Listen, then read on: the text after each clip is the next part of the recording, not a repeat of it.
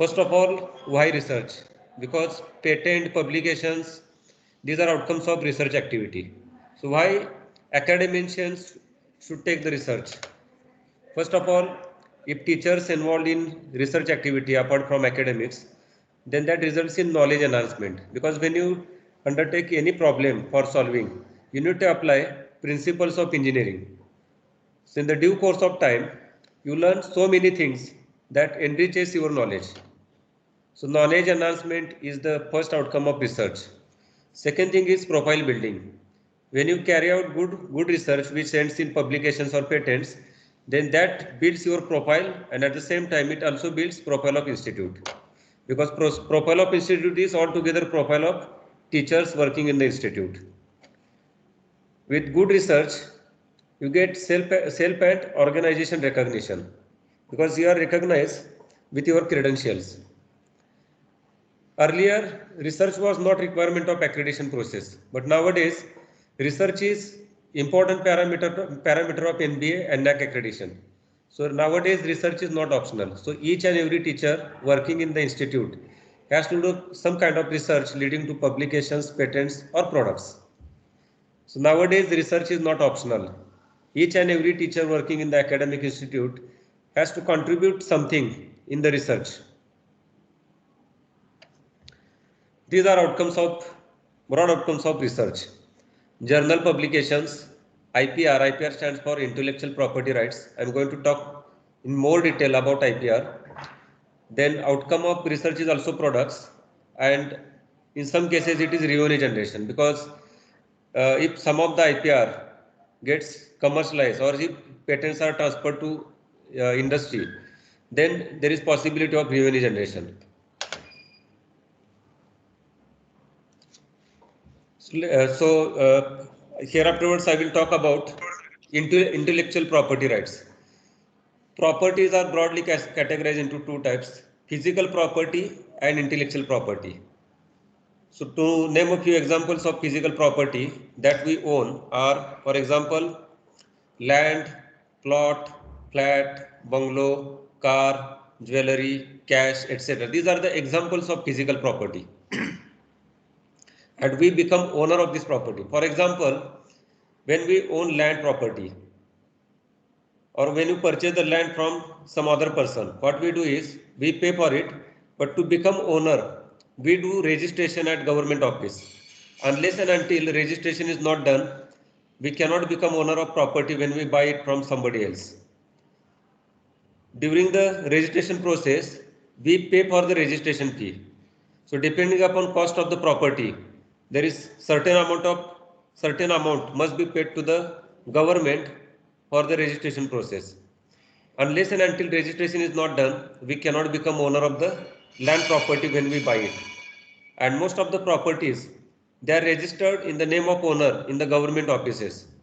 So there is procedure for registration of property when we buy it from somebody else. Similar to this, intellectual property. Intellectual property, first of all, we'll do comparison and then we see how to become owner of the intellectual property. For some physical properties, registration is required. For example, if you buy jewelry, then registration is not required. You pay for it, you get receipt and you get jewelry in return. But when you buy property such as land, flat, bungalow, registration is needed. Intellectual property. Intellectual property is outcome of human intellect. When someone develops innovative idea, and if that innovative idea has huge potential for commercialization in the market, then that idea must be protected. And to protect the idea, registration of idea to the patent office is required. So intellectual property, once again let me remind you, intellectual property is outcome of human intellect. It is virtual in nature. Physical property we can feel, we can see, we can touch, but intellectual property is virtual in nature. And to become owner of the intellectual property, registration is required and there is procedure for it. So we will see different types of IPRs and what are the procedure to submit the applications. So in the subsequent slides, I am going to discuss about it. The nature of IPR. physical property that we own. We can sell it to others, we can buy it from others, we can rent it, we can even gift it. So similar to physical property, IPRs can be sold, IPR can be purchased, IPR can be transferred to others, it can be licensed or it can be even gifted. So some characteristics of IPR and physical property are same, but major difference is physical property, as name indicates, we can see, we can feel, we can touch, but intellectual property is virtual in nature. So what is the purpose of IPR? First of all, if someone conceives innovative idea, then creator of the idea must get monetary benefits. That is the first purpose of protection of IPR. Second thing is, most of the companies put in lot of money in the research and development. So the investment of companies must be protected. Otherwise, if X company invests crores of rupees in the development of new products with innovations, and if that idea is not protected, then company cannot reap benefit out of it. So therefore, this IPR, practice of IPR is practiced in most of the countries to protect investment and to protect idea of the creators.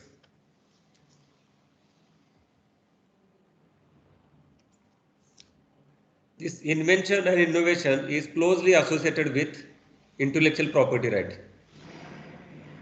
So let us first of all understand invention.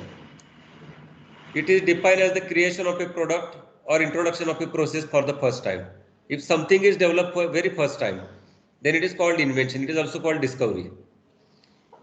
Whereas in innovation, if someone improves on or makes a significant contribution to an existing product, process or service, it becomes innovation. But in the context of IPR, this innovation and invention are treated same. In the context of IPR, invention and innovation, these two terms are treated as same. So to qualify work for IPR, there must be invention or innovation. There must be some improvement. Unless and until there is no improvement, patent is not possible.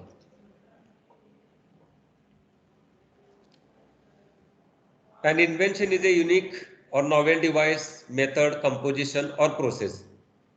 If someone develops new chemical, chemicals are formulated with the help of various materials altogether. So patent is possible on chemical compositions, patent is possible on innovative processes, patent is possible on innovative methods, patent is possible on novel device. And it should be non-obvious. For example, electric switch, it was invented long time back. If you develop electrical switch, then patent is not possible. If its appearance is different, if appearance of the electric switch is different, patent is not possible. However, design registration is possible. This is another category of IPR. So we'll discuss 6 different categories of IPR one by one in subsequent slides. So an invention is a unique or novel device, method, composition or process. Usually, invention has high economical and societal impact. Let me give one example of disruptive innovation. First of all, what is disruptive innovation? Disruptive innovations have high economical and societal impact. One example is given here: floppy disk, CD, DVD, pen drive. So disruptive innovation usually makes existing technology obsolete and opens door for new technology. When computers were invented, there were two types of storage devices: internal storage device and external storage device. So floppy disk is external storage device. Floppy disk stores data in the form of magnetic field. This floppy disk requires separate drive for reading the data, and that drive was slightly complicated. The floppy disk has limitation of limited data storage. Its data storage capacity was limited, and if permanent magnet is taken closer to the floppy disk, then data saved on the floppy disk get lost. So these are the limitations. These were the limitations of floppy disk. After a few years, researchers invented compact disc CD. All of you already use CD and DVDs. In CD, different technology was used for storage of information, and the data written on the CD, it can be read using infrared signal. So there was a CD driver, DD driver for reading the data from CD and DVD. On the compact disk, it was possible to save large amount of data as compared with floppy disk. Floppy disk has data storage capacity in the MBs, whereas CD has around 1 to 2 GB data storage capacity. So when CD was invented, floppy disk became obsolete. So invention of CD is example of disruptive innovation. CD and DVDs look similar. The only thing is DVD has more data storage capability as compared with CD. So again, invention of DVD is disruptive in nature. Pen drive was invented during the era of CD and DVD. But when pen drive was initially invented, it has limited data storage capacity. Let me close the door just a minute.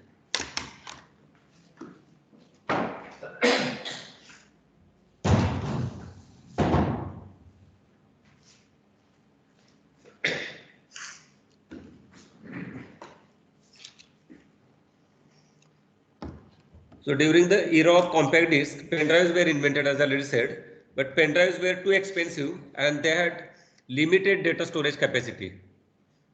But in last few years, with the advancement of technology, data storage capacity in the pen drive is enhanced and cost is decreased. So nowadays, most of the laptops and computers, they do not come with CD and DVD drivers. There are only USB ports where one can connect pen drive for storage of information and transfer of data to the computer.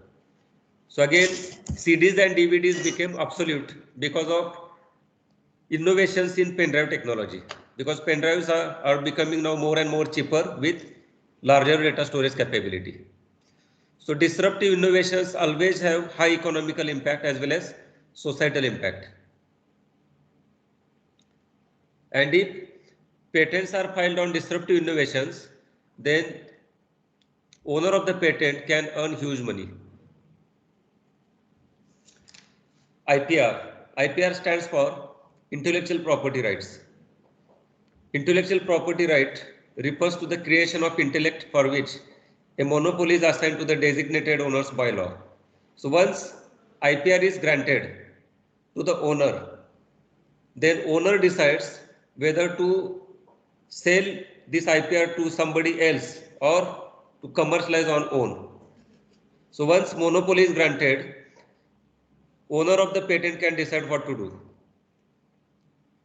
Intellectual property rights are the protection granted to the creator of the IP and includes patents, industrial design rights, copyrights, trademarks, geographical indicators, and trade secrets. There are additional 1 or 2 categories as well. So I am going to discuss about these 6 categories in today's session. These are 6 categories of IPR: patents, industrial design rights, copyrights, trademarks, geographical indicators, and trade secrets. Out of these 6 categories, first 2 categories, that is patents and industrial design rights, these 2 categories are important to academicians, because we can create IP in first 2 categories. For faculties working in the shop branches, copyright is also applicable, that is third category. But these trademarks, geographical indicators, and trade secrets, especially trademarks and trade secrets, are more related with business, and geographical indicators, this is another category of IPR, we'll discuss later on. This is not more related to academic institutions. So before I discuss the 6 categories of IPR, to create more interest in this session, I would like to discuss some of the big inventions which happened by accident, by mistake in past. And these innovations were very, very big. Post-it notes.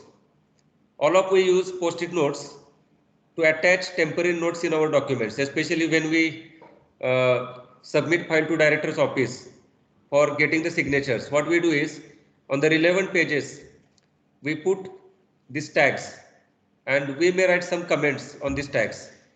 So invention of this post-it note, it is also called sticky note. It was accidental. It was invented by scientists of 3M Technologies USA in 1968. So it is very interesting to know about how this post-it note invented. So it was invented by 3M Technologies USA. It is multinational company. This company is involved in manufacturing of other products as well. Inventor of post-it note, Dr. Spencer Silver and Arthur Fry. These two scientists were inventor of this post-it note. In 1968, 3M Technologies asked Dr. Spencer Silver to develop super strong glue for industrial application. So he started his research in 1968 on the development of super strong glue. After carrying out research for 2 years, he invented exactly opposite kind of glue, which is low tack and pressure sensitive. As he spent 2 years in the development of this glue, he did not want his efforts to go waste. And he was not able to identify any application where he can apply this glue, because this glue is not super strong. It is low tack, pressure sensitive.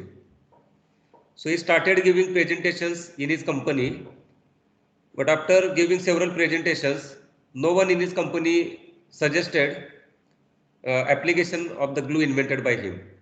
Then he started giving presentations in other departments of the same company, where Arthur Fry is another employee of the 3M Technologies working in the another department of the 3M Technologies. He attended one of his seminar. This Arthur Fry came up with idea of using the super strong glue for making bookmark which can be used in book, because he used to attend church regularly where he was singing the hymns from his hymn book. मराठीत सांगायचं म्हणजे hymn book म्हणजे स्तोत्राचं book. And he was struggling with keeping page numbers. He was struggling with keeping page numbers. So he decided to use the super strong glue for making the bookmark. And this bookmark can be considered as some kind of tag. So then they decided to use this for making the bookmarks which can be used in office files. So next door to the post-it team, there was yellow scrap paper available. So they applied this glue on this piece of paper, and then they started using this as a bookmark or file tags. Then 3M Technology company decided to market this product. Initially, they did not get good response from the market. So initially, they distributed this post-it notes free of cost to some of the companies, and then they became successful. After that, they patented this technology and sold billions of post-it notes all over the world. So he was developing super strong glue, and accidentally he developed low pressure sensitive low tack glue, which is suitable for post-it note application. So this invention of post-it note is accidental. Second example is penicillin. Invention of penicillin is also accidental in nature.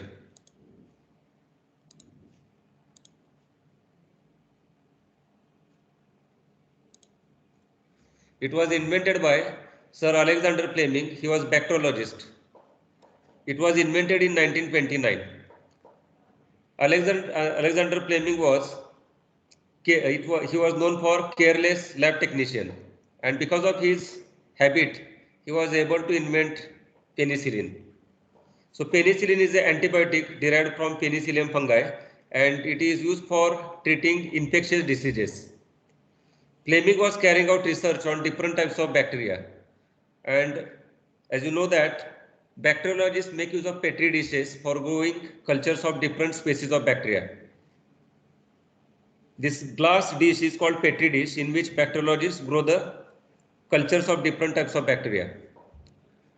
So once he was carrying out research on Staphylococcus bacteria, he put culture of Staphylococcus bacteria in several petri dishes, and he forgot to cover some of the petri dishes, and he went on vacation. And those days were rainy, and a lot of humidity was present in the air. So when he came back, he found that penicillin mold, which was grew on the nearby window, fell into one of the petri dish which was uncovered, and that killed Staphylococcus bacteria kept in the petri dish. He then carefully examined this petri dish under the microscope. After that, he grew culture of Staphylococcus bacteria and deliberately put penicillin mold into the grown culture and examined under the microscope. He found that penicillin mold did not allow Staphylococcus bacteria to grow. In fact, it was killing the Staphylococcus bacteria. Then he realized that this penicillin mold has antibacterial properties, which can be used to kill different types of gram-positive pathogens. And then he came up with idea of making antibiotic from the penicillin mold.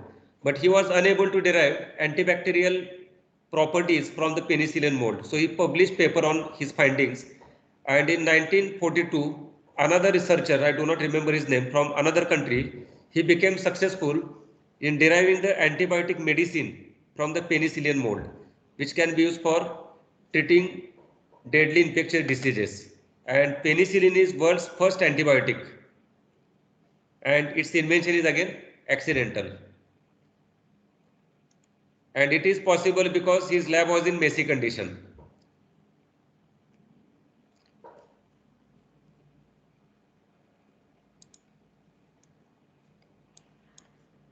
Just a minute.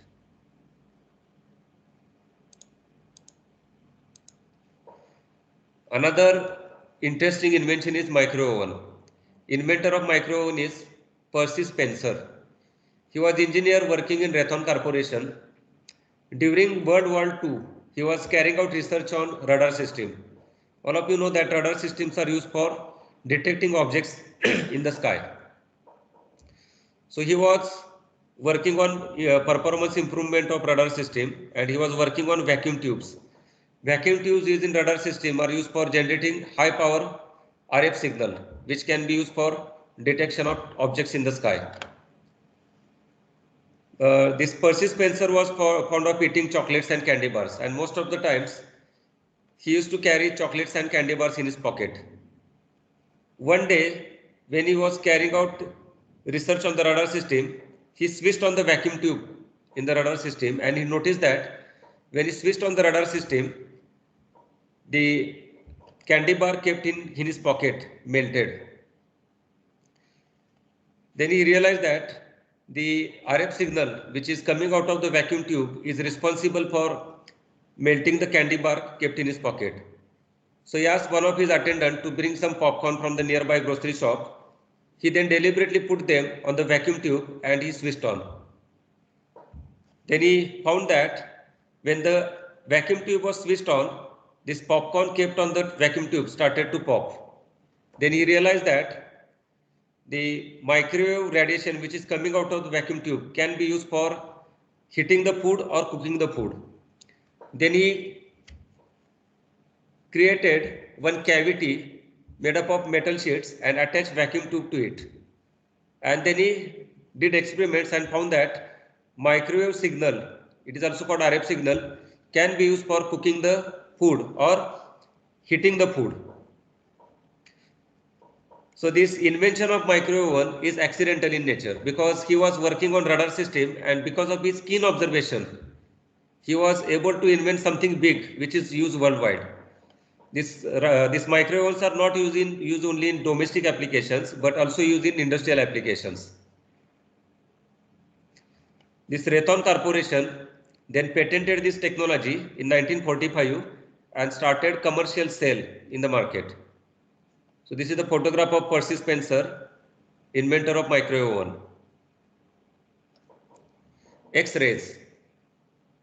Invention of X-ray is also accidental.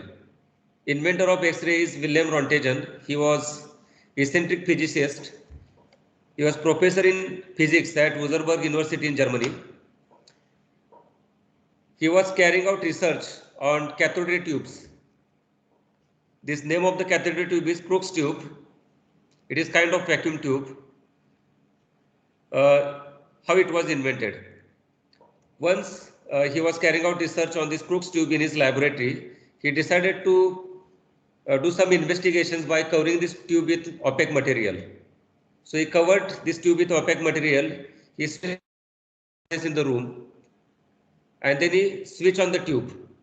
When he switched on the tube, he noticed that the fluorescent screen, which is kept nearby his setup, started to glow when this vacuum tube was switched on. This cathode ray tube, when it was switched on, it started to produce glow on the nearby fluorescent screen. Then he realized that some rays which was emitted by the cathode ray tube are responsible for creating the fluorescence, and these rays have capability to penetrate opaque material. Then he carried out several experiments. He then passed these rays through different objects and including human body. He found that when these rays are passed through the human body, it cast shadow of bones in the image. He was not able to give names to these rays because these rays were unknown. So that's why he named these rays X-rays. In his language, X stands for unknown. X-rays invented in 1895 and he got Nobel Prize in 1901. X-rays, all of you know that X-rays are used as diagnostic tool in medical treatment. X-rays are used for detecting fracture bones and other diseases. This is the photograph of William Röntgen. He was physicist. Now I would like to discuss one intentional invention. So far I discussed accidental inventions. Now I would like to discuss here intentional invention, and this example is electric bulb. All of you know that electric bulb was invented by Thomas Alva Edison. But before Thomas Alva Edison, other researchers were also successful in developing the electric bulb, but which had life of only few seconds, so commercial application was not possible.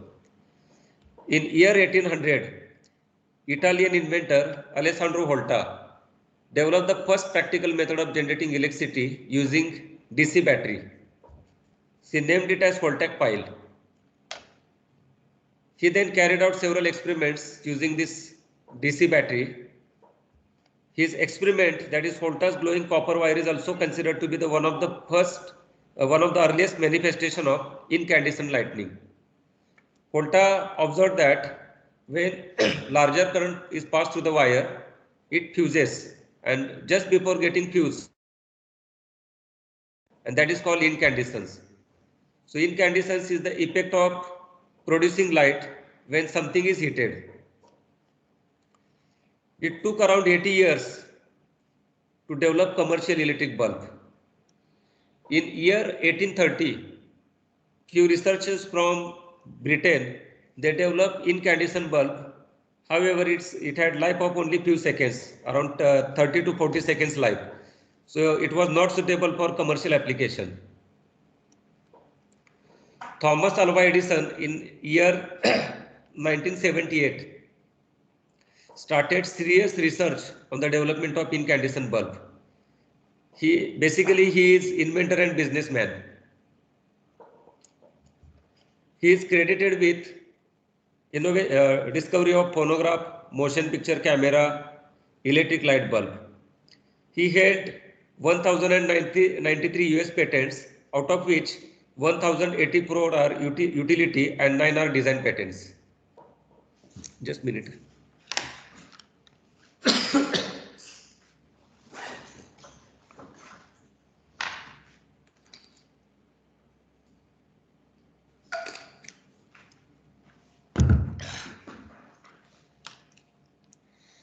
So Thomas Alva Edison and his team began serious research in 1978, and they tried more than 10,000 different materials for construction of filament in the bulb. You know, filament is enclosed in glass bulb. The major problem in those days was life of the filament, because earlier researchers, they also constructed filaments, but which had very limited life. Usually filament is susceptible to oxidation, and that's why it gets fused. So he tried 10,000 different materials for construction of filament which is suitable to use in incandescent bulb. After trying around 10,000 combinations, he and his team constructed one filament using carbonized bamboo, and they got life of around 13 hours. After experimentation of carbonized bamboo in the bulb, they did refinement in the material combination, and after that they got life of 1200 hours, which is suitable for commercial application. Then Thomas Alva Edison patented his idea and started commercial sale of the incandescent bulb in year 1880. So after invention of this bulb, he wrote one famous quote: "I have not failed, I have just found 10,000 ways that won't work." See, people like us, if we try several things in the research, maybe 3 times, 4 times, usually we give up. But look at the passion and intensity at which he pursued this problem. That's why after invention of bulb, he wrote this famous quote: "I have not failed, I have just found 10,000 ways that won't work." Another is famous quote is, "Many of life failures are people who did not realize how close they were to success when they gave up." Most of the times when we undertake any kind of research, and if we do not get the result, we give up. And most of the times we are 98% closer to the success. The only thing is we need to put in more energy to get the last success.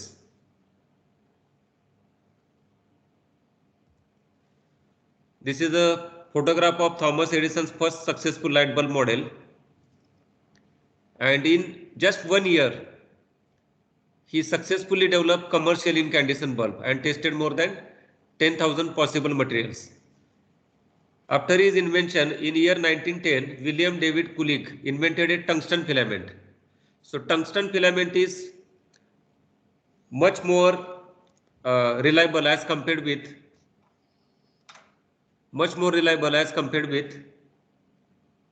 carbonized bamboo filament.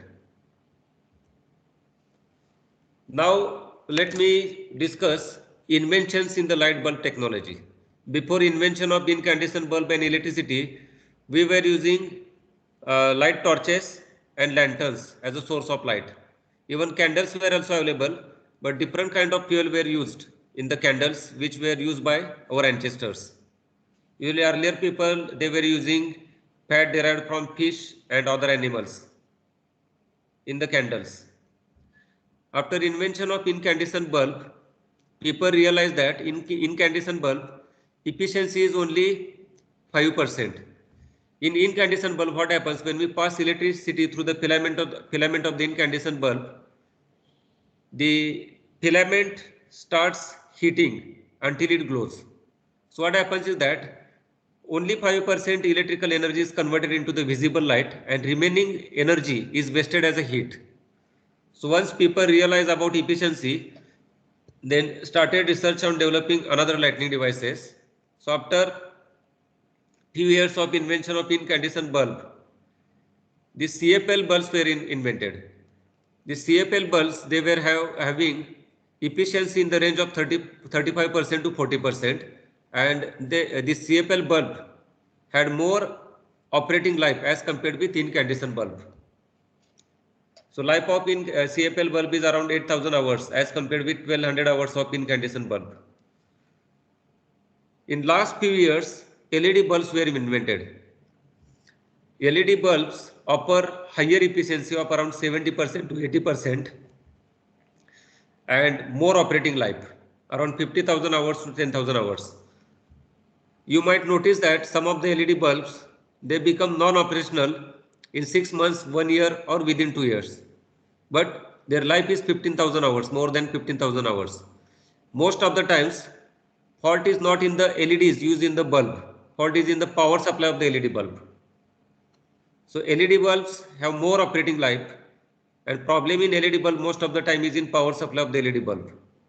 Because LED bulbs operates on DC supply, whereas incandescent bulb CFL operates on AC voltage. So they do not require additional converter for converting AC into DC. So I hope you have understood here what are the innovations in the lighting devices. So when LED bulbs were invented, nowadays we do not use CFL bulb. So invention of CFL bulb was disruptive. Invention of LED bulb is again disruptive. Now IPR types. There are 6 IPR types, namely patents, industrial designs, trademarks, copyrights, graphical indications, and trade secrets. These are the 6 categories of IPR. There are couple of 2 more types which are related to semiconductor technology and electronic circuits. So let us understand first IPR type, patent. Purpose of patent, as I already mentioned, to protect the idea and protect the investment of companies engage in research and development activities for introduction of new products into the market. So purpose of patent is to protection to the idea. A patent is a set of exclusive rights granted by government to an inventor for a limited period of time. So we'll discuss what is the time span once patent is granted to the company or individual. So invention is a solution to a specific technological problem and is a product or process. Patents are form of intellectual property. There are 6 types as I already mentioned. Patent may include several claims. So when you submit patent draft to the patent application patent office, you must prepare it properly. So there are different parts in the patent application draft. I will discuss them. So each and every patent application draft has several claims at the end of the patent draft. Claims must include novelty, usefulness, and non-obviousness. Term of every patent in India is 20 years from the date of filing of patent application. So once patent is granted, the ownership is given for 20 years, including date of filing. The Indian Patent Office is administered by the Office of the Controller General of Patents, Design and Trademarks. This Indian Patent Office is subordinate office of Government of India and administers the Indian laws of patents, designs and trademarks. This is the website of URL address of Indian Patent Office. Link for checking status of application. So once you submit patent application, there are different stages. I will discuss all the stages. So once you submit your patent application, you can see status of your patent application, whether it is published, whether it is under examination, whether some queries are raised by patent office. So this status can be checked through this link. To demonstrate how to check status of already submitted patent application, I will take my patent number here, that is 2972. Here MUM stands for Mumbai office. There are different offices, patent offices of government in different metropolitan cities like Mumbai, Chennai, Kolkata, Bangalore. There are some metropolitan cities where government has its patent offices. So to check status of submitted patent application, this is the URL link. I am just clicking on it. So you will be directed to this web page. This is a website of Indian Patent Office. So here you enter your patent application number. There are different fields given here to search your patent application. I am going to enter patent application number. Here is application number. So my application number is 2972/MUM/2013. 2013 stands for year in which it was filed. So this patent application was filed in 2013 and still it is not granted. It is in examination stage. So at the bottom of this page, CAPTCHA code is given. Just enter it.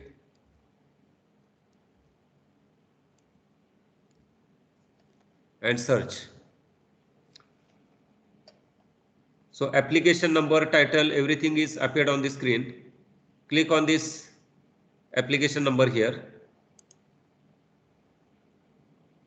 Another web page will be opened with detailed information.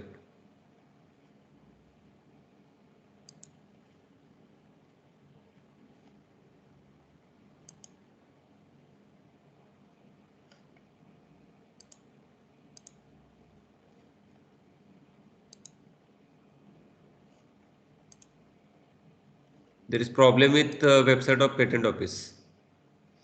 So once you open here, all informations you will be available here. What is the status of your application, whether it is published, whether it is granted, whether it is under examination, whether questions are raised by patent office. All details you will get on this page. Problem, there is some problem with website.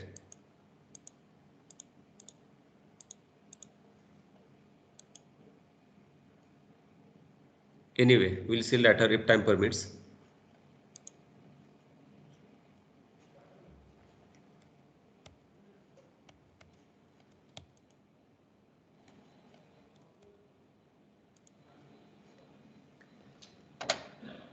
Now we'll see. First of all, we'll discuss whether to publish or patent. Whenever there is potential for commercialization, go for filing patent. Once patent is granted, you need to spend money on maintenance of the patent. Every year, maintenance charges must be paid to the patent office, otherwise your patent gets abandoned. So if there is scope for commercialization, then and then only you go for filing the patents, else you can go for publications. However, if you go for publication, try to do some quality work and publish in quality journals, because that will add value to your work.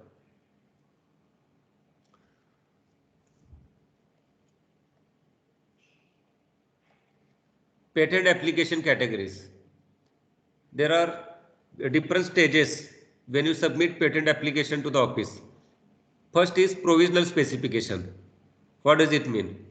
If you conceive any idea and you are working in public domain, and if you don't want your idea to get copied by somebody else, what you can do is you can submit temporary application. It is called provisional specifications. So provisional specifications is basically temporary application.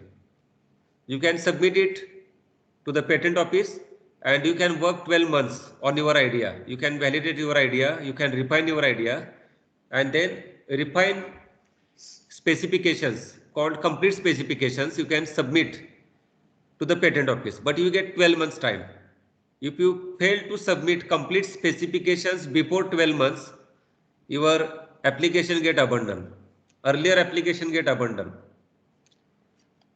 So first stage is provisional specifications. However, without provisional specifications, you can directly submit complete specifications. So provisional specifications is optional. It is not compulsory. But complete specifications, filing of complete specifications is compulsory. It is not optional. So provisional specification is provision given to you so that, for example, if you conceive idea and you are not sure what to add in the patent application, then go for provisional specifications. Work on the idea, add some new features and submit then complete specifications before 12 months time. Once you submit complete specifications to the patent office, the next stage is publication. After few months or usually within 2 years, patent office publishes your draft on the website.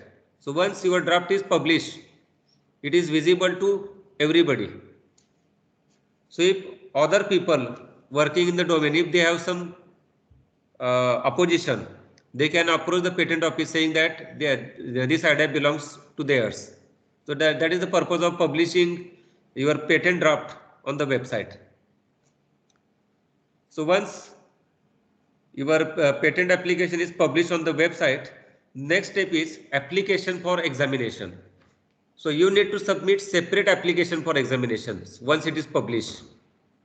If you fail to submit application for examination in a time period given by patent office, your patent application becomes abandoned.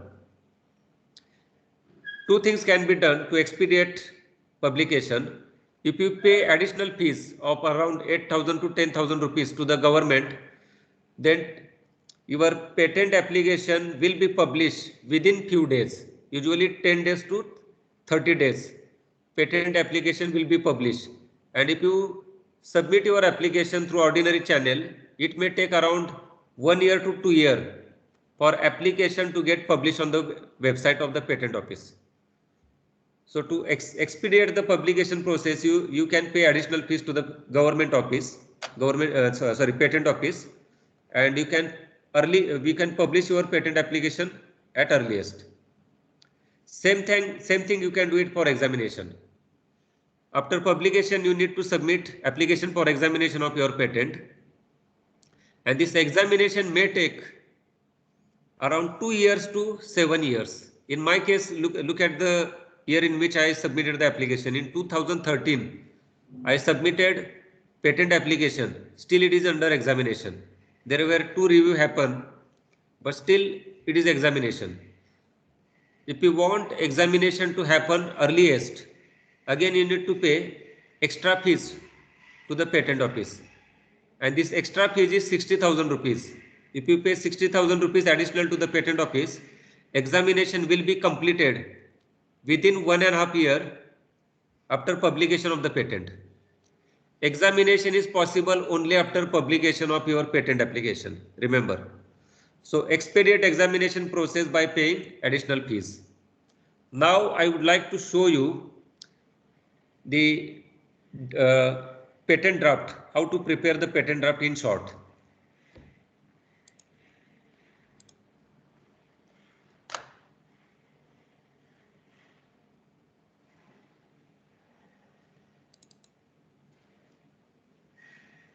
This is my patent application on automatic curd making machine, but here title given is different. So when you prepare patent application draft, there are figures involved. Color figures are not accepted by patent office. Whatever figures you want to include in the patent application draft, they must be in black and white. So figures can be generated using computer, or the figures can be by freehand sketch. Different patent attorneys use different styles of naming different parts of the system. For example, I propose to use separate compartment inside the refrigerator for making the curd. 3 years back, Samsung company launched similar model. They launched one refrigerator in the brand name of Curd Maestro, and this refrigerator has inbuilt separate compartment for making the curd. When I carry out prior art search Marathi सांगायचं म्हणजे ह्याच्यावर अगोदर कुणी काम केलंय का? So when I carried out prior art search through patent attorney, I found that I filed patent 3 months earlier as compared with Samsung. Samsung company filed after 3 months. However, they brought this product into the market. I don't know whether they have done the prior art search or not. So once my patent is granted, we'll take legal action by sending notice to the company.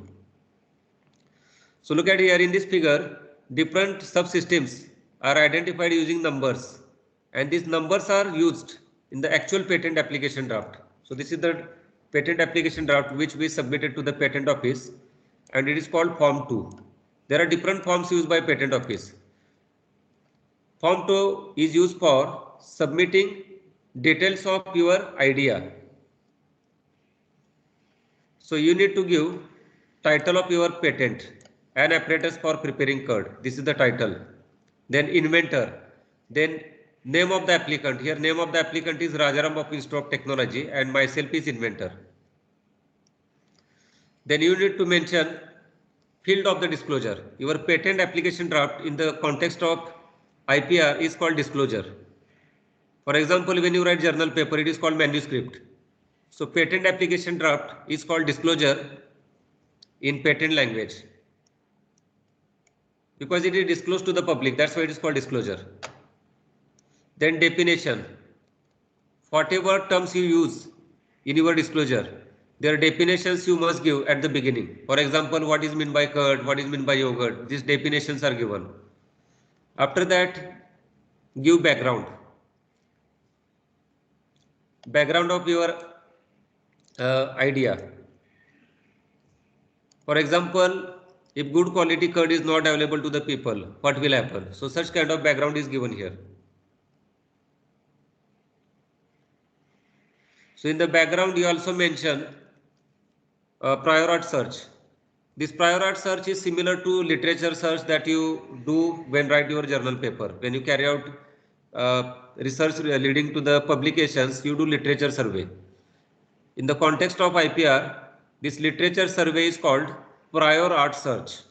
Prior art search म्हणजेच काय की अगोदर कुणी काही काम केलंय का त्या आयडियावर, तर त्याला म्हणतात त्यात prior art search. So prior art search must be done and it must be included in the background section. And then you highlight what are the drawbacks of work done in the prior art, what improvements you are doing. So that part you mention in the last part of the background section. After background, next part is objects, and there can be several number of objects in your disclosure. For example, let's see how these objectives are written. Some of the objects of the apparatus of the present disclosure. Disclosure is your application draft. Some of the objects of the apparatus of the present disclosure which at least one embodiment herein satisfies are follows. It is an object of the apparatus of the present disclosure to ameliorate one or more problems of the prior art or to at least provide a useful alternative. An object of the present disclosure is to provide an apparatus for preparing curd. Another object of the present disclosure is to provide an apparatus for preparation of curd that operates irrespective of environmental conditions. Still another object of the present disclosure is to provide an apparatus for the preparation of the curd that does not require constant monitoring for curd preparation. Yet another object of the present disclosure is to provide an apparatus for the preparation of curd that maintains freshness of the curd for a longer time. Still another object of the present disclosure is to provide an apparatus for the preparation of curd that improves the taste of curd and maintains it for a longer time. Another object of the present disclosure is to provide. So likewise you see number of objectives are written. Then next is summary. In the disclosure you must give summary in short. This is summary section. After summary section, then give brief description on the accompanying drawings. In your application, usually whenever you go for filing patent, drawings are always there. Without drawing, you cannot submit disclosure. Some drawings are always there because you propose something new. So you must give brief description of the accompanying drawings, and drawing file is submitted separately. Remember, this is the drawing file. Block diagram is also, if you have block diagram of the system, that you can also include in the disclosure. So these are the drawing file, and all drawings are in black and white. So here I am explaining these figures given in the separate file. So figure 1 illustrates a perspective view, and different parts of the systems are identified in this text here. For example, look at here, referring to figure 1 that illustrates a perspective view of the apparatus 100. So in this figure, what is 100? This entire figure is identified using number 100. Then other subsystems are identified using numbers like 101, 102, 103, 104, 107. So like here, figure 1 in accordance with first embodiment of the present disclosure, the apparatus 100 features a housing 101 including a door 102 like this. So in this way, this figure is described in the disclosure.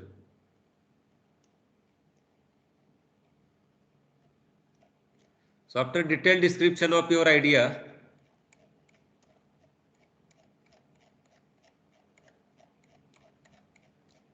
you need to give claims. So one more additional section is added, technical advancements and economic significance. This section is given. And towards the end, claims are really important.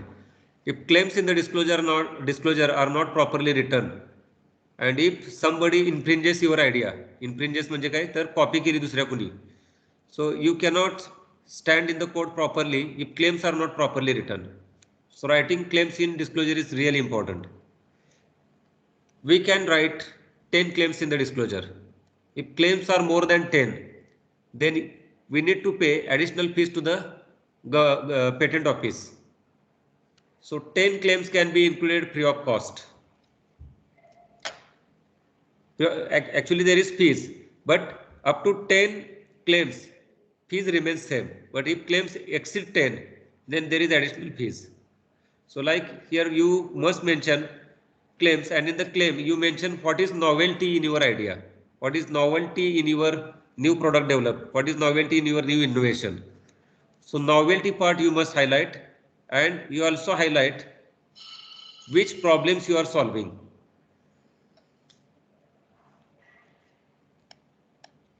So claims are really important, and look here, we have given 10 claims here.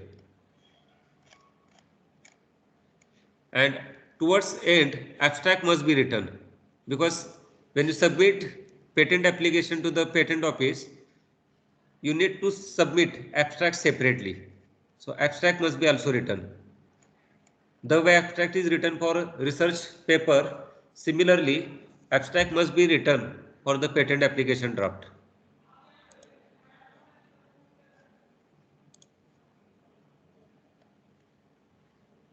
So I hope you understood all stages in the patent application, right from provisional specifications, complete specifications. Once complete specifications are submitted to the patent office, it gets published depending upon through which channel you are applying, ordinary channel or expedite channel. In expedite channel, complete specifications gets published in 10 to 30 days. In ordinary channel, it takes around 1 year to 2 years. So once complete specifications are published, next stage is application for examination. So once application for examination is submitted, it again takes, depending upon which channel you have submitted the application, ordinary channel or expedite channel. In expedite channel, examinations happens in less time. Now patents. Patents are issued for apparatus. If you develop innovative apparatus, patent is possible. Patent is possible on different innovative processes. It is possible on product, innovative product. It is possible on composition of matter. Patent has detailed technical disclosure, just now I discuss, along with drawings. And there can be one or more claims. Color images are not allowed in the draft. Draft contains limitations of prior art, novelty, proposed invention, description, and several claims. These are the details of fees charged by patent office. If you submit patent application through patent attorney, then patent attorney may charge their professional fees ranging in between 30,000 to 1 lakh rupees. RIT files all his patents through one of the patent attorney located in New Delhi. So his fees is around 30,000 rupees. Earlier we were filing patents through RK Diwan located in Pune. He increased his fee directly from 40,000 rupees to 1 lakh rupees, which is not affordable to us. So that's why we are filing all our patents through patent attorney located in New Delhi. Then details of government fees for filing patents. This table shows application fees charged by patent office. Like in the first row of this table, you will see first time fees. First time fees for individual it is 1600 rupees, but for organizations 8,000 rupees. Last year, government published one GR mentioning that if academic institutions file patents, then 80% concession will be given on fees. So earlier, we were paying 8,000 rupees for submitting complete specifications, but now with 80% concession, this fees is drastically reduced. So it will be in between 1,000 to 2,000 rupees. Earlier, fees for submitting application for examination was 20,000, but with 80% concession, it becomes only 4,000. To submit the application through expedite channel, earlier fees was 60,000 rupees. Now with 80,000 concession, it will come down drastically. So once patent is granted, every year it must be renewed by paying the fees. So renewal fees from year number 1 to year number 5 after granting the patent is 4,000 rupees per year. So for 5 years together, this fees becomes 20,000. So if you renew your patent every year after granting for 5 years, fees is 20,000 rupees. I am talking about here government fees. Then renewal fees for your patent is revised to 12,000 rupees per year from year number 6 to year number 10. So for next 5 years, renewal fees is 60,000 rupees. Then renewal fees for year number 11 to 15th is 24,000 per year. So for next 5 years, renewal fees is 1,20,000. And for last 5 years, renewal fees is 40,000 rupees per year, total 2 lakh. So if you add renewal fees for 20 years, then you see how much is the amount, 2 lakh plus 1,20,000. This will become 3,20,000. Add 60, 3,80,000. So 4 lakh rupees amount will be spent on renewal of your patent. And if you fail to renew your patent for 1 year, your patent gets abandoned. So patents once granted, it must be renewed every year. Otherwise, it gets abandoned. So huge amount is involved in filing and maintenance of the patent. Especially huge amount is involved in maintenance of the patent. So filing requires small amount, but maintenance of the patent is expensive. So unless and until there is no scope for commercialization, there is no point in filing patents. So this table shows only government fees. Patent attorney will charge additional for handling the different cases, like for complete specifications, charges are different. For submitting application for examination, you will charge separately. For handling the queries raised by patent office, he will charge separately. Expedited examination, already I discussed. Request for expedited examination of application for patent is 60,000 rupees fees. For organization or individual, it is 8,000. Earlier it was 60,000, but as 80% concession is given to academic institutions, now this 60,000 comes down to 8,000 rupees. Request for early publication, 8,000 rupees for organization. Now let's move on to the next category of IPR, that is design. It is also called industrial design. It is very easy to submit application for design registration, very easy. What you need is only photographs. You do not require description of the product. Only photographs are required for submitting application for design registration. Most of the people often get confused with patent and design. Many times people call design as a patent. So no doubt design is kind of IPR, but it is not patent. Design is type of intellectual property right. So design may be obtained only to the extent that the ornamental features dominate the functional feature. So design registration is nothing to do with functionality of the product. Designs can be obtained on look of the product, how product looks. For example, design is possible to obtain on products like PET bottles, look of the car, look of the automotive vehicles, look of the bikes, look of the other gadgets. So design is possible to obtain on look of the product. So design is equally important. For example, car manufacturers protect their look of the car by submitting application for design. So once they get rights for the design from the patent office, no other car manufacturer can use look of that car.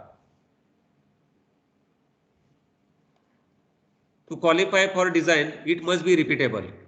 So if you file application for design registration on X product, that X product must be possible to repeatedly manufacture, otherwise design is not possible. So design must be repeatable in nature.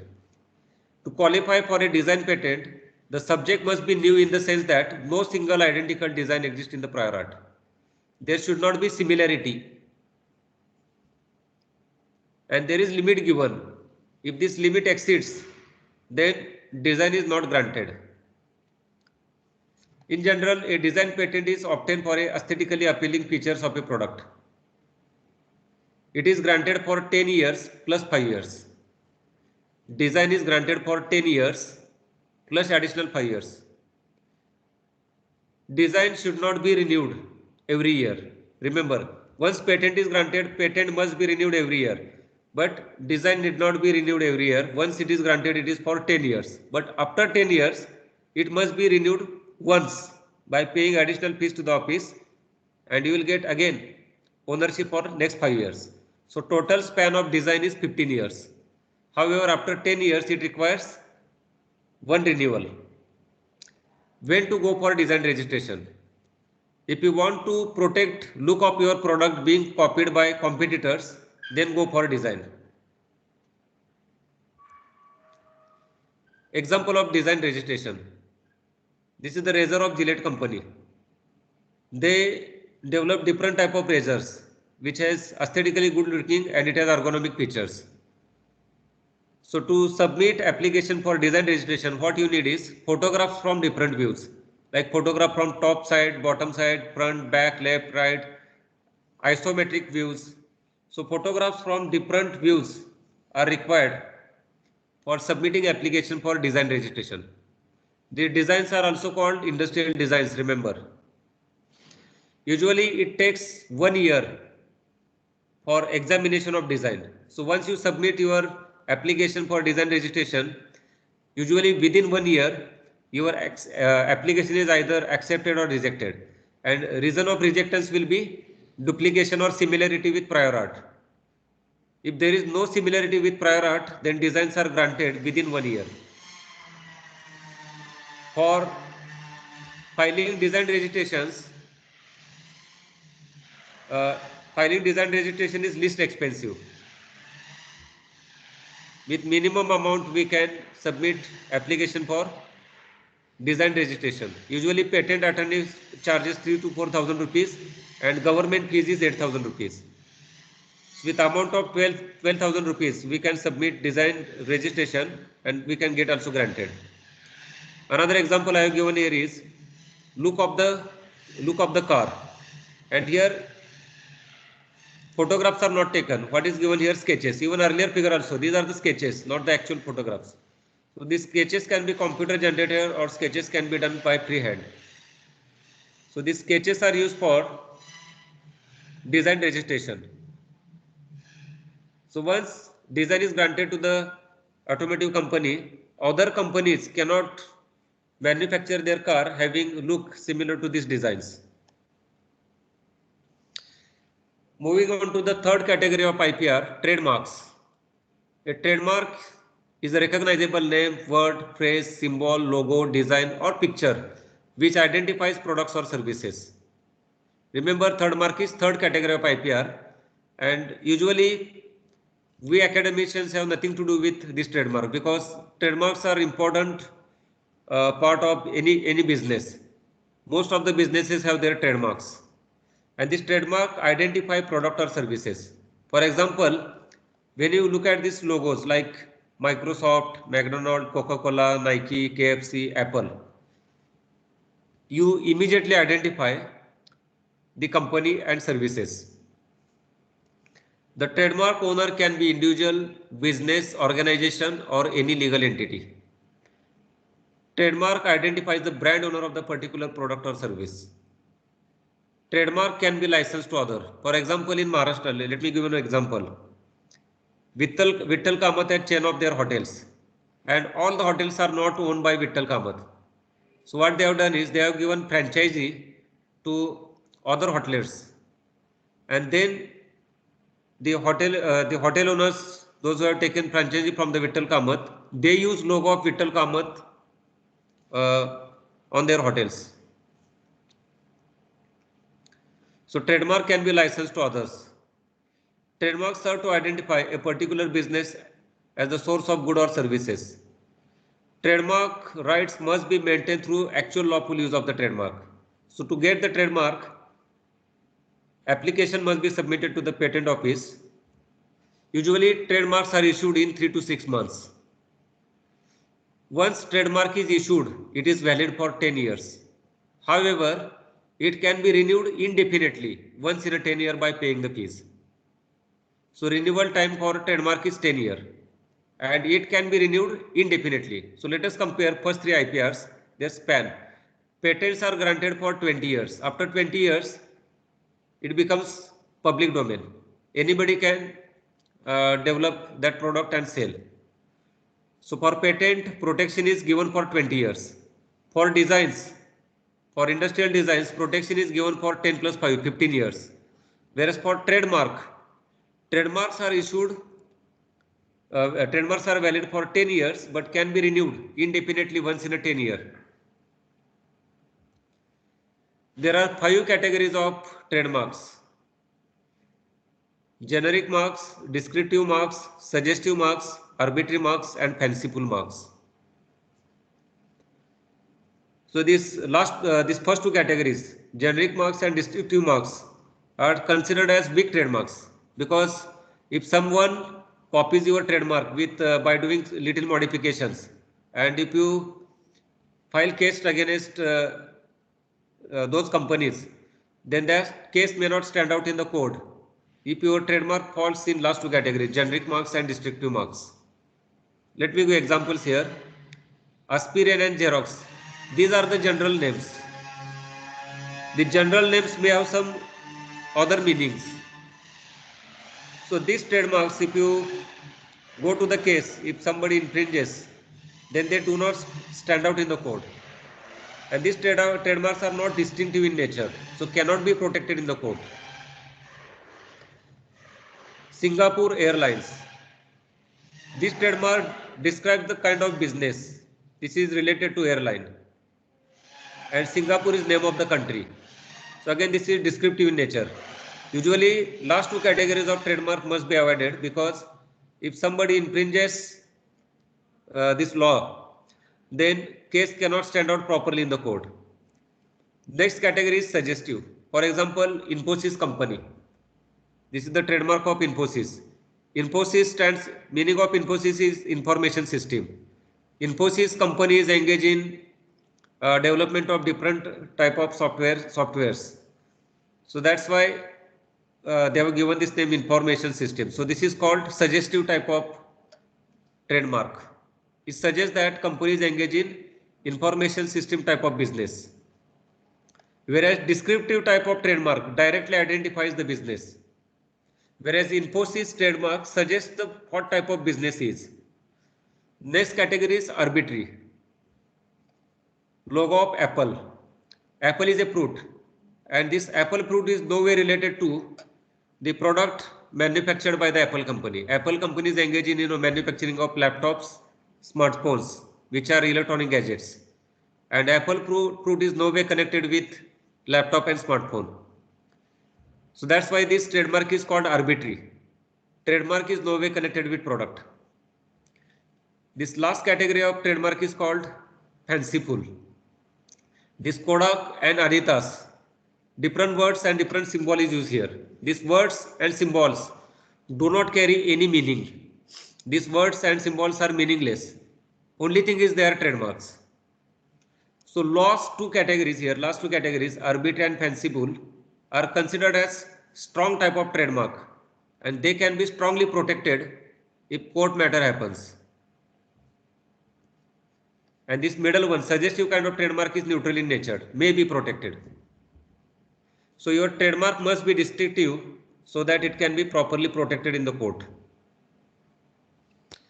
Fourth category of IPR is copyrights. Copyright grants the creator of original work exclusive rights for its use and distribution. Copyright may apply to a wide range of creative, intellectual or artistic works. A work must meet minimal standard of originality in order to qualify for the copyright. Eligible work for copyright is poems, theses, plays and other literary works, motion pictures, choreography, musical compositions, sound recordings, paintings, drawings, sculptures, photographs, computer software, radio and television broadcast. For example, if you listen to the radio, if you listen to a song played on the radio, radio is a physical property, whereas song which is played on the radio is the intellectual property, and it falls under the category of copyright as far as 6 categories of IPR is concerned. The copyrights, the term of protection granted depends on type of work. In copyright, again, there are 2 categories. Musical or artistic work, span of the copyright for musical and artistic work is lifetime of author plus additional 60 years. Then cinematograph films, photographs, computer programs are protected for 60 years.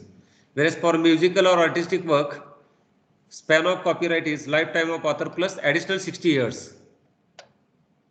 So even after death of the author, heirs of the author can take benefit of this musical and artistic work for additional 60 years. Fifth category of IPR is geographical indication. It is abbreviated as GI. There are some products sold in the market with GI tags. Now, what is meaning of this IPR? A geographical indication is a sign used on products that have a specific geographical origin or location. For example, town, region or country. These products possess qualities or a reputation that are due to the origin only. Remember, let me give an example. Kolhapuri chappal is famous because it is produced in Kolhapur. Alfonso mango is famous because they are produced in Konkan region of the India. Bikaner bhujia, it is from Rajasthan. Banarasi sari, it is famous only because it is produced in Banaras. So all the GI products reputed, the GI products gain their reputation only because of origin, and that's why this type of IPR is called geographical indication. Protection for geographical indication is usually obtained by acquiring a right over the sign that constitutes the indication. For example, to get the GI tag on some type of products, either association, manufacturer association or government has to submit application to the patent office. For example, application for GI tag related to Darjeeling tea, it was submitted by government, but some of the applications for getting the GI tag may be submitted by manufacturers association. For example, Kolhapuri chappal manufacturer association. I don't know who has submitted the application. I am saying either government or manufacturer association is responsible for submitting the application to get the GI tag. Let us take example of Kolhapuri chappal. People residing in Kolhapur can sell their Kolhapuri chappal with GI tag, and they get more weightage in the market because products sold with GI tag has brand and reputation in the market. They can very easily capture the market. People staying in Satara cannot manufacture Kolhapuri chappal with GI tag because they are not located in the Kolhapur. Only Kolhapuri people can do it. Similarly, people staying in the Banaras can sell Banarasi sari with GI tag. People staying in other part of the country cannot sell Banarasi sari with GI tag. It is illegal. So there are around 300 products in India which are sold with GI tag. Examples are Darjeeling tea. Some examples I am mentioning here: Darjeeling tea, Banarasi sari, Bikaner bhujia, Kolhapuri chappal, Alfonso mango, Tirupati laddu. Few years back, Tirupati laddu also got GI tag.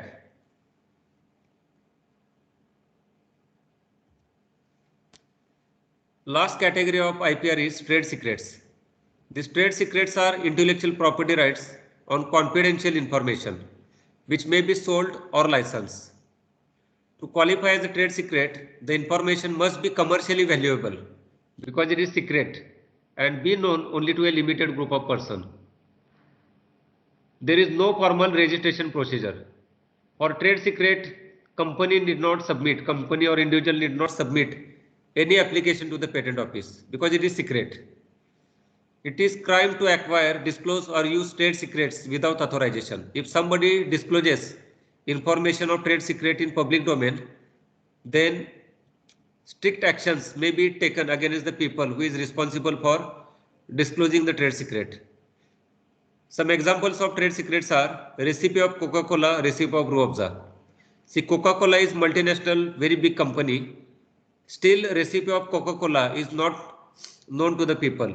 It is known to only limited number of people involved in the company. Even recipe of Ruabza Sharbat is also not known to the people working in the Ruabza company.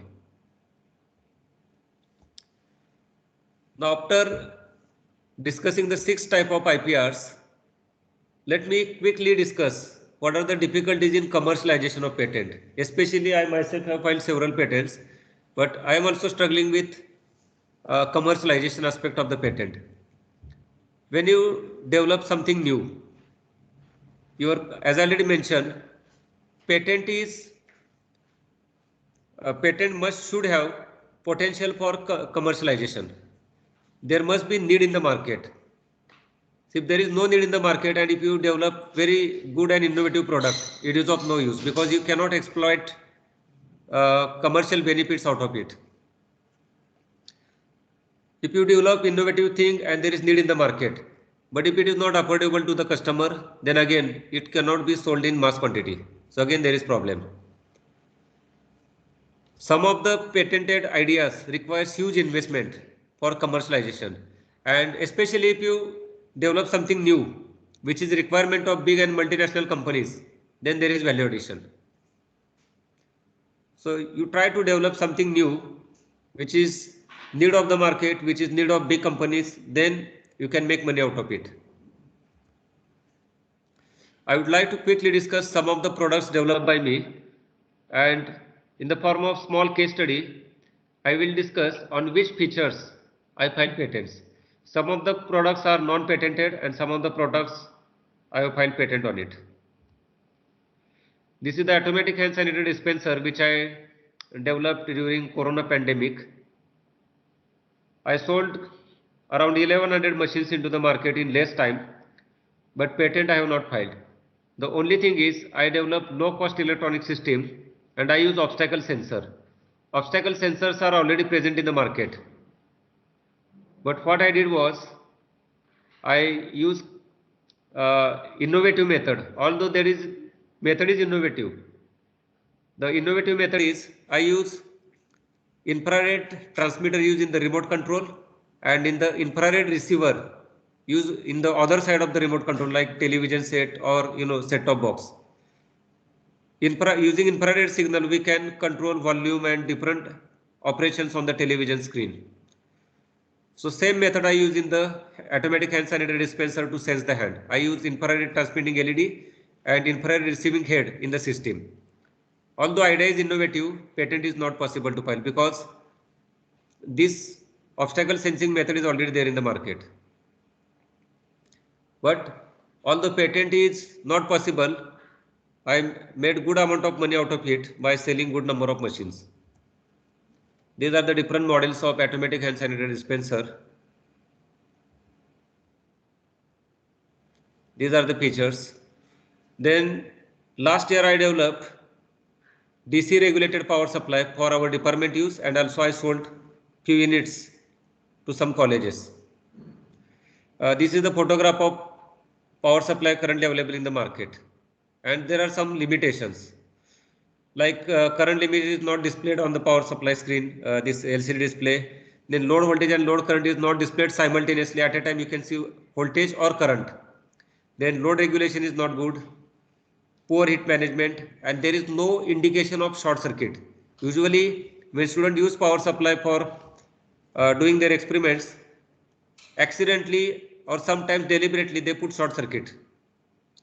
and the short circuit condition cause damage to the power supply. So this is the power supply developed by me, and I overcome some of the limitations of the power supply available in the market.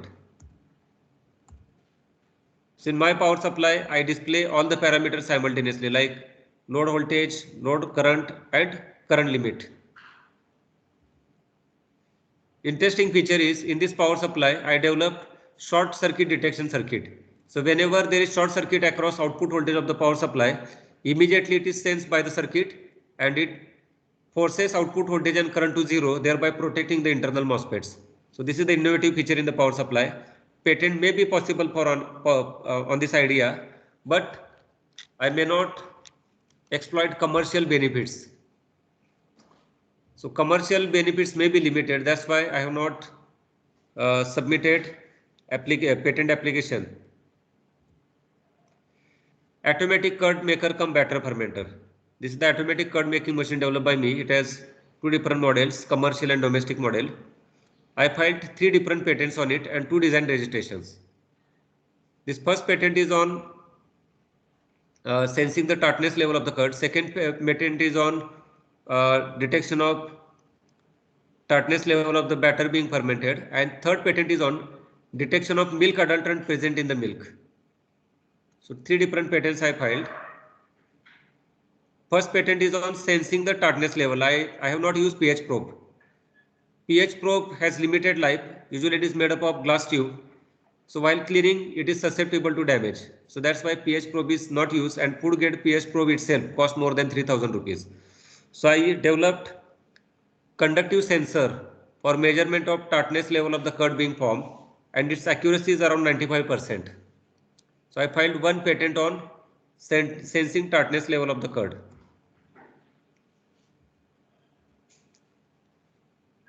I will not spend more time because of limited time. I will not discuss all the features of this curd maker. Another patent which I filed on the curd maker is detection of adulterants present in the milk. Sometimes milk may be adulterated with urea, detergent, and preservative. In the same system, during curd formation, it is possible to detect adulterants like urea, preservatives, and detergent if added in the milk. And that indication is given on the display. Next innovative product developed is IoT-based saline monitoring and control system. I filed 2 patents on it. This product is not commercialized because it requires huge investment. Another difficulty when you file the patent is approaching big companies for commercialization is also a difficult task. So in this IoT-based saline monitoring and control system, as I already said, 2 patents are filed. 1 patent is on measurement of flow rate of the fluid administered to the patient using contactless method, and second patent application I have submitted on pinching mechanism. Most of the hospitals face major issue of reverse blood flow. When saline bottle gets emptied, many times there is issue of reverse blood flow into the saline pipe. So in this system, this problem is solved by making use of pinching mechanism. So once saline bottle is about to end, when small quantity is left, usually 4 to 5 ml quantity is left in the saline bottle, that is sensed by the system, and system automatically pinches the IV pipe. Pinch म्हणजे pipe चिमटवणे. So system automatically pinches the IV pipe and that retains small quantities saline in the bottle, thereby preventing reverse blood flow. In this system, graphical LCD display is given, and also it is operated using touch panel. There are different features given here. Real-time indication of saline flow rate in ml per minute. Accuracy of flow rate measurement is around 99.5%. In the same system, it is also possible to count number of drops per minute administered to the patient. It automatically pinches IV pipe when IV bottle is about to finish. It gives alert when flow rate exceeds set high threshold. So in this system, it is also possible to monitor proper flow rate. If flow rate either exceeds threshold or falls below threshold, indication is sent to the Android application and also on site. It gives alert before emptying the saline bottle. There is real-time indication of amount of saline left in the bottle. Same system is useful for different saline fluids including blood. We have developed two different models, IoT and non-IoT. In IoT model, all these parameters can be monitored in one mobile app for multiple patients simultaneously. 2 patents have been filed. No contamination of IV fluid as there is no any direct contact of fluid and system components. So it is contactless system. This slide shows screenshots of Android application. This prototype application is developed for 5 beds. For example, if user touches bed number 5 icon, another screen will be open. This is these are the details of Android application. So remotely, user can monitor status of the saline bottle of multiple patients. So for example, flow rate is given in drop per minute, ml per minute. Quantity left in ml, quantity left in percentage. As flow rate is known, quantity left is known. System is also capable of calculating time left for emptying the saline bottle. Then other status is also given in the Android application, like what type of bottle is connected, then whether saline is finished or not, whether flow rate is proper or improper. Apart from this, nurse calling system is also integrated. So if patient requires help from nurse or doctor, special button is given in the system. If that button is pressed, that request is reflected in Android application. So we have tested one unit in Krishna Hospital, Karad. Other products developed is wired automatic water level controller. As this product is already there in the market, patent is not possible. But in sensing the water level, I have one trade secret, and that is known only to me. Because most of the water level controllers sold in the market, they require replacement of sensor after 1 year. Some system requires replacement of sensor after six months. I developed new method. I have not filed patent on it, but it is trade secret for me. The sensor which I developed, sensor and sensing method which I developed, it lasts long more than 6 years without any problem. So this is trade secret. These are the pictures of automatic water level controller. Then other product developed is programmable ringing bell for schools and colleges. Here also patent is not possible. Contactless hygienic switch. I have developed this prototype during pandemic. Here 3 markers are given. Without touching fingers to these markers, we can control appliance connected to this device. It can be lightning bulb, it can be fan. Just by taking finger close to the marker, without touching it, appliance can be controlled. So it is shock proof. And this system prevents just germ transfer. Usually, when we walk out of the washroom, our hands are wet. And when we operate the switches by wet hand, there is possibility of breeding germs on the wet areas. And these germs may be transferred from one person to another person. So this contactless switch is suitable to use outside the washrooms, outside or inside the washrooms. This wireless mobile auto, still patent is not possible, but I have added some innovative features. Then long range occupancy detection system for saving energy. So in this system, I developed electronic system for motion sensor. With this system, it is possible to get sensing range up to 90 feet. This range, 90 feet range, is at 27 degrees Celsius. Range of the motion sensor is temperature dependent. So in summer season, it comes down to around 30 to 35 feet. These are the details.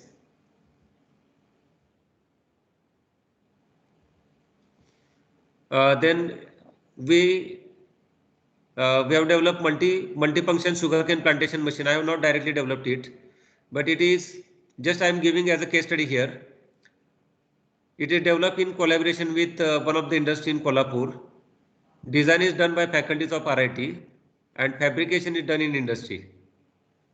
This machine has 5 different operations. This machine is multi-function sugarcane plantation machine.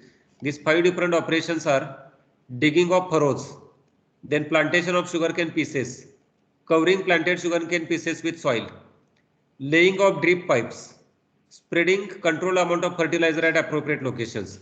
So these 5 operations can be done simultaneously using this single machine. and such kind of equipment is not available in the market. So this is developed in collaboration with farmer and local industry, and RIT invested around 1.1 lakh rupees. I would like to give one small example. I have done consultancy work for Kirloskar Engine Oil Limited. The solution implemented there is saving around 8 lakh rupees on electricity bill. Total 6 units were installed.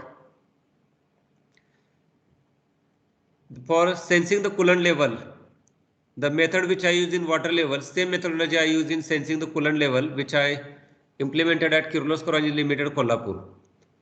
And that is my trade secret, because the idea which I am using for sensing the water level, same idea used for sensing the coolant level, and I have not disclosed that idea except my business partner.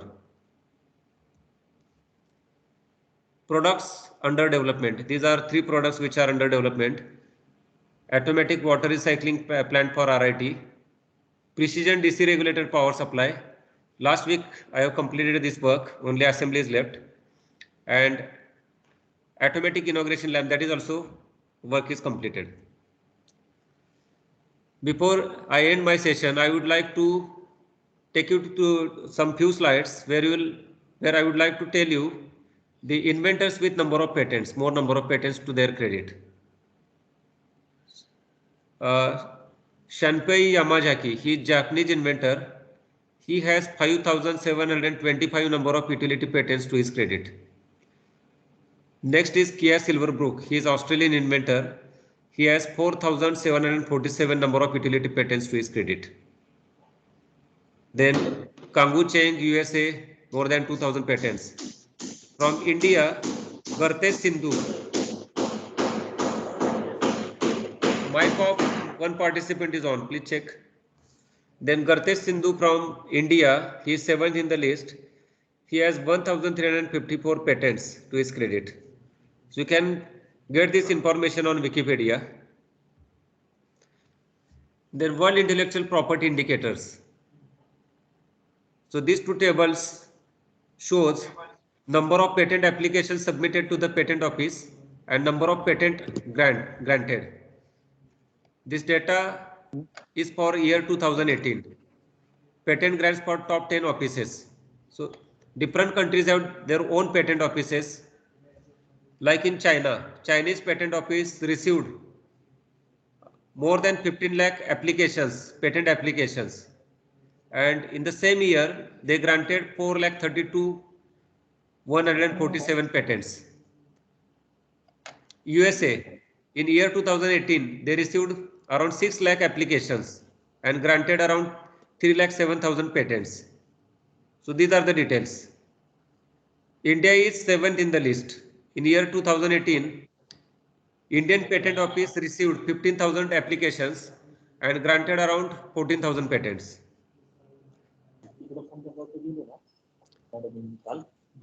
Please check mic of one participant is on. Who is that? Hello.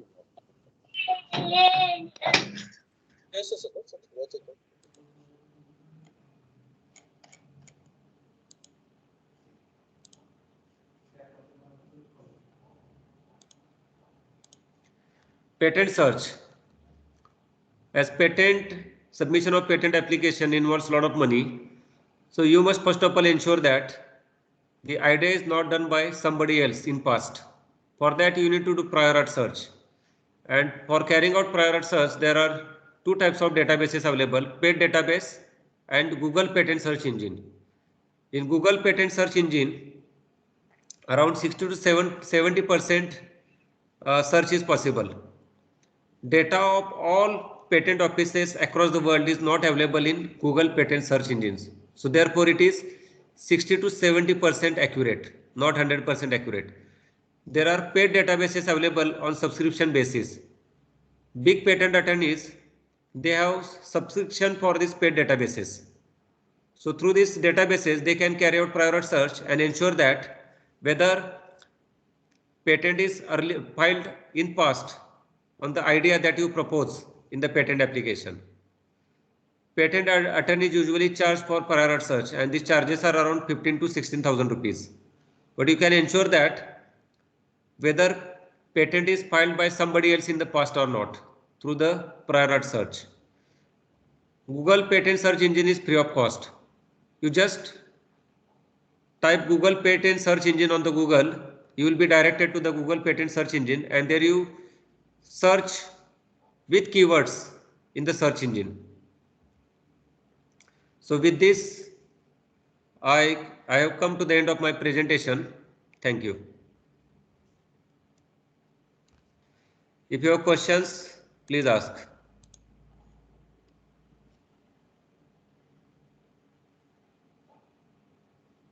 Participant, if you have any question, you can raise your hand.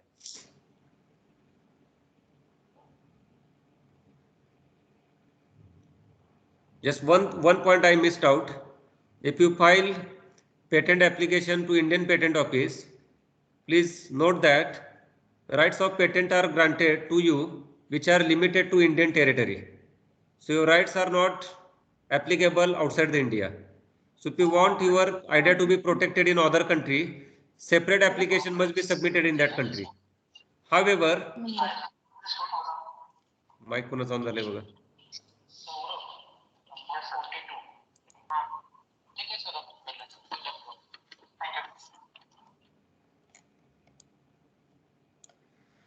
See, if somebody has filed patent in, for example, USA, maybe for example on saline monitoring system, then in India, I cannot file patent on same idea. So when examination is done, examiner of the patent office, usually through prior art search, he checks whether similar type of patent is filed in other country or inside the country. And if nobody has filed patent on the similar idea, then patent is granted.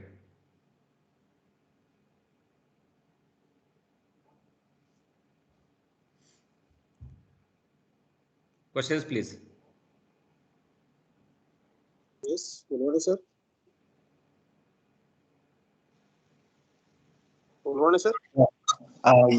Sir, am I audible? Yeah. Sir, there are two questions. First one is regarding the validation of patent. Is the patent is valid all over the world? No, That is the that's what I told you. Just now I told you. When you submit application only to Indian Patent Office, it is valid only in India. You need to submit separate applications in different countries. Okay, sir. But if patent is filed in another country before you, for example, if you have developed X product and on the X product patent is already filed in another country, then Indian Patent Office do not grant patent to you because it is already developed and it is already present in the market in other country. Okay, sir. Now regarding the second question, is the necessary to publish any paper before file the patent? And if yes, then which type of journals are required? See, if you publish paper and after that if you go for filing the patent, then patent is not granted, remember, because it comes in public domain. Once you publish your research paper, it comes in public domain and anybody can develop product on content given in the research paper because you yourself are putting in public domain. But once patent is granted, you can make publication. But again, if you make publication, you do not have claim over the patent. Okay, sir. Because patents are granted for protection. And if you publish research paper on the work, then you yourself are making free of cost available to the public.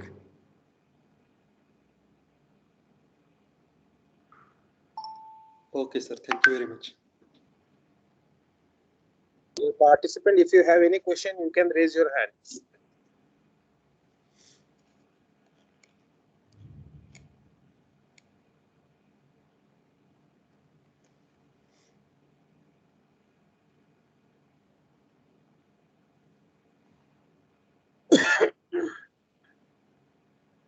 If you have any question, you can raise your hand.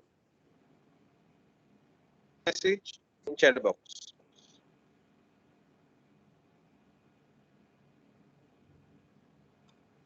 Okay. Sir, one more question. Hmm.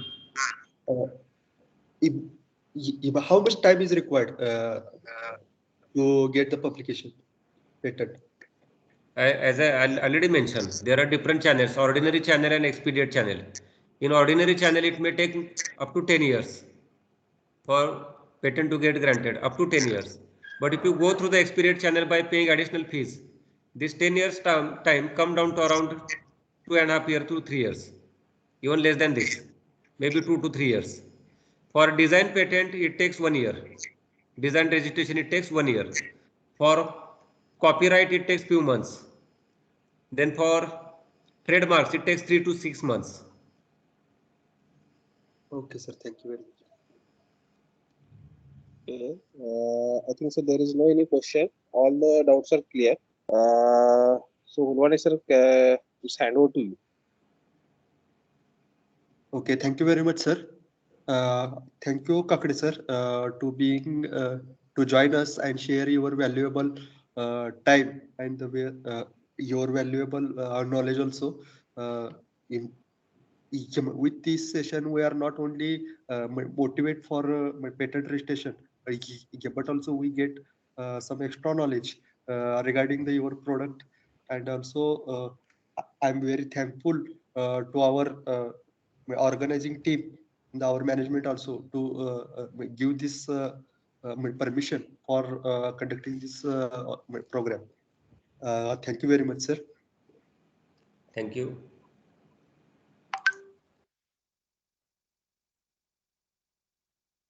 Now we are going to start our validatory function.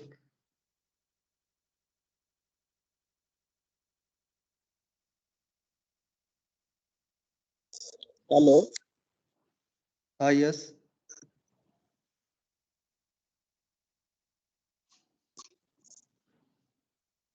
So may I start? Yes, sir. Thank you, Hulwani sir, for giving me this opportunity. So before starting a vote of thanks, I hope all of you are getting the deep knowledge regarding the research method, paper writing, and the patent registration. So with that, we will start our this validatory function. I thankful to all of the participants for listening this session patiently. I also thankful to all our resource person to give us this valuable knowledge. I am so much thankful for Director Madam Dr. S.S. Kulkarni Madam and Dean Diploma Dr. H.S. Jadhav sir for giving us permission to give to organize this 3 days IST sponsored FDP. I also thankful to our HOD Mr. KP Mari sir for his permission and his support. I also thankful for our all teaching faculty and non-teaching faculties for his and or her support. Now I declare that this 3 days FDP on the research methodology, research paper writing, and patent registration is ended. Before this, I have one note. Please fill the feedback of the overall FDP. The link of that will be shared on your WhatsApp group, and your participation certificates are also mailed to you within 2 days with the video links of all sessions. So I declare here our FDP is ended. Thank you. Thank you very much, sir.